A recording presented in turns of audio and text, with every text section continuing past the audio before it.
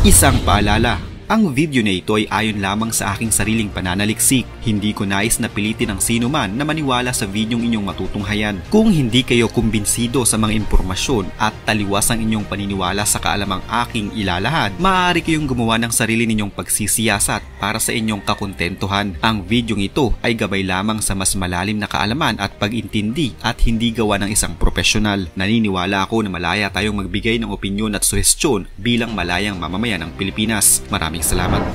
Sa panahon kung saan ang social media ay hindi lamang libangan kundi isang makapangyarihang plataporma para sa pagnenegosyo, may mga personalidad na tunay na namumukod-tangi at isa na rito si Rosmar Tan.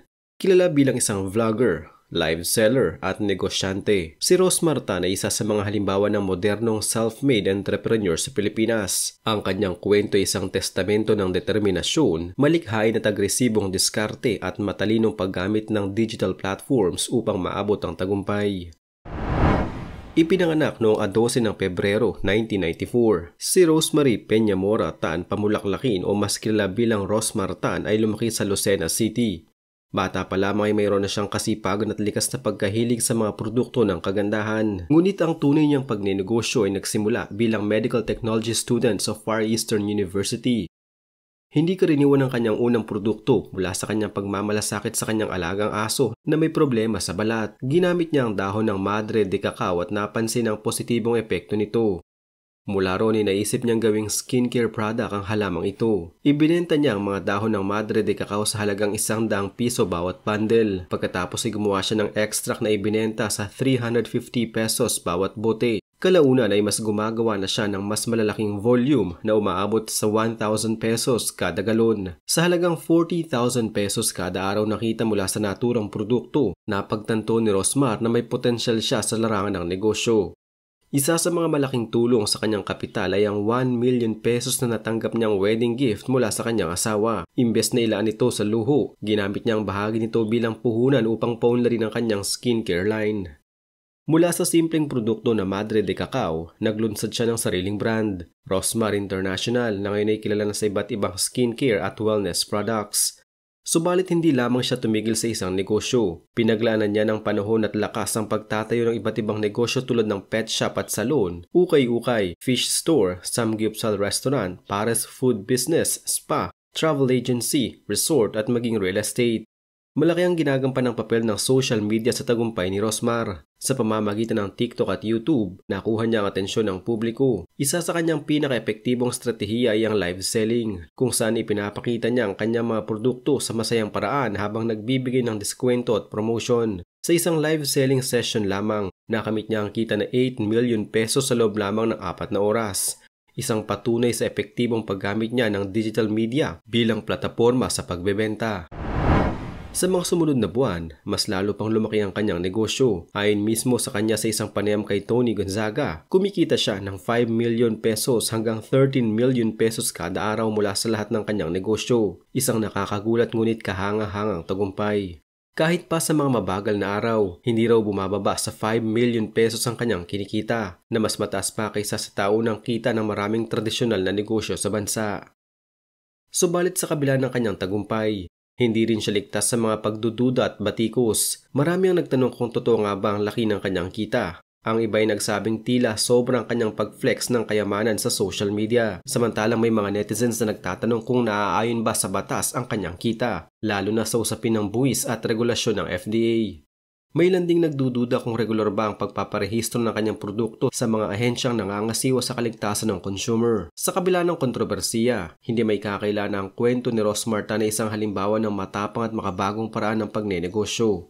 Isa siya sa mga negosyanteng gumamit ng digital platform hindi lang para sa branding kundi bilang mismong sentro ng operasyon, mula sa marketing hanggang sa direct selling. Ang kanyang tagumpay hindi lamang bunga ng swerte, ito ay resulta ng masipag na pagtatrabaho, kakayahang makita ang oportunidad at ang pagiging bukas sa pagbabago at teknolohiya. Sa isang bansa kung saan marami ang naghahanap ng inspirasyon upang makaahon sa kahirapan, si Rosmar Tan ay patunay na may pag-asa ang modernong negosyante basta't may tapang, tiyaga at diskarte. Noong Hunyo 2024, si Rosmar kasama si Rendon Labador at Team Malakas ay inihain ang resolusyon ng Palawan Provincial Council bilang persona non grata. Ito'y dahil sa kanilang kantig sa municipal employee matapos ang isang charity event na napuno ng mga tao at nag-viral ang video kung saan sila ay nagkaroon ng mainit na pagtatalo sa loob ng mayor's office ng Coron. Naglabas din si Rosmar ng pagkamuhi sa lugar sa isang post na Never Again Coron na lalong nagpagulo sa sitwasyon. Nag-apologize naman siya at nagsabing humihingi ng tawad sa staff at sa Coron LGU. Noong Oktubre 2024 pa rin, may social media post si Rosmar na inilarawan ng kanyang sarili na nakahiga sa malambot na kama, naka-aircon habang iniisip ang mga naapektuhan ng Bagyong Christine sa Bicol. Ito'y tinawag ng netizens na isang weird flex at insensitive, lalo't hiniling nila na gamitin niya ang kanyang platform para sa tulong hindi para magyabang. Tinanggal niya ang post at nagbigay ng paumanhin. Noong Enero, nitong taon lamang, nag-upload siya ng larawan sa emergency room habang nasa ultrasound. Ikinuwento na may spotting siya dahil buntis. May isang doktor na nagpuna na hindi dapat ginamit ang ER para dito at dapat na i-reserve ang serbisyo sa mga emergency cases. Ipinaliwanag ni Rosmar na pinayagan siya ng ospital dahil sa kondisyon niya, ngunit nagdulot ito ng diskusyon sa responsibilidad ng mga public figure at tamang paggamit ng public resources. Noong Enero 2025, ang kanilang premium niacinamide soap at Mysterious Madre de Cacao soap ay tinukoy ng FDA bilang di rehistradong kosmetiko, kaya't hindi ligtas gamitin ayon sa batas. Ayon sa FDA, mababa ang assurance sa kalidad at posibleng may kontaminasyon o heavy metals. Sinabi naman ni Rosmar na sumunod sila sa proseso pero ilang aplikasyon umano ay na-reject ng FDA. Noong Pebrero 2024, inamin ni Rosmar ang kanyang double run-in sa BIR, una dahil sa maling petisyon, pangalawa dahil ang cash gift niya sa kasal na 1 million pesos ay subject sa donor's tax. Inilahad niya rin na natutunan niyang maging mas madaling magbayad ng tamang buwis at ngayon ay isa na siyang top withholding agent. May viral content rin kung saan nagtanong siya sa cameraman kung na-video raw ba ang pagbibigay niya ng pera sa isang PWD na na-criticize bilang potential publicity stunt at paggamit ng mahirap bilang content. Sa Reddit community, mas marami ang nagpahayag ng pagdududa sa tunay na pinagmulan ng kanyang yaman at nagsasabing may iba pang pinagtatagong motibasyon. Ayon sa kanya, sa panayam kay Tony Gonzaga, sinabi niya ang 5 million pesos per day ay medyo mahina para sa kanya dahil sa peak ay umabot siya sa 10 million hanggang 13 million pesos kada araw na kasama na ang puhunan. Sa isang panayam naman kasama si Karen Davila noong Agosto 2024, ibinahagi ni Rosmar na ang kanyang araw-araw na gastusin ay umaabot sa 1 hanggang 2 milyong piso na indikasyon na kayang-kaya niyang kumita ng sagad para masakyan ang gastusing iyon. Walang ulat na nagsasabing bumaba o bumagal ang kanyang kinikita sa mga nakaraang buwan. Ang kanyang mga pagpapahayag ay puro sa katatagan at paglago, hindi sa pag-urong ng operasyon. Noong Agosto 2024, nabiktima siya ng scam kung saan inakalang babayaran niya ang 5 million pesos para lumabas ang kanyang kwento sa TV. Ito ay pagkawala ng pera, hindi pagbaba ng kita.